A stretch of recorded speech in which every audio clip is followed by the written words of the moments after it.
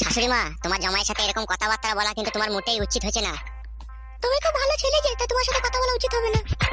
ভালো তো আমি অবশ্যই শাশুড়ি মা। দেখো শাশুড়ি মা, আমি তোমার সাথে কথা বলতে চাই না, তোমার মেয়েকে ফোনটা দাও, তোমার মেয়ের সাথে আমি কথা বলবো। তোমার মেয়ের সাথে কথা না বলতে পারলে আমার আবার মনের ভিতরে আগুন জ্বলে।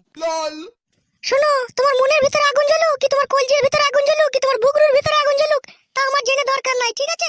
আমার মেয়ে যাবে না, যাবে না, বাস। আর তুমি আর ফোন করবে না বলে দিলাম তোমাকে আমি, ঠিক আছে? এরপরে যদি তুমি ফোন করো, মোবাইলের সিমটা কিন্তু আমরা খুলে রেখে দেবো, আর কখনোই তোমরা ফোনে আমার মেয়েকে পাবে না, বলে দিলাম আমি।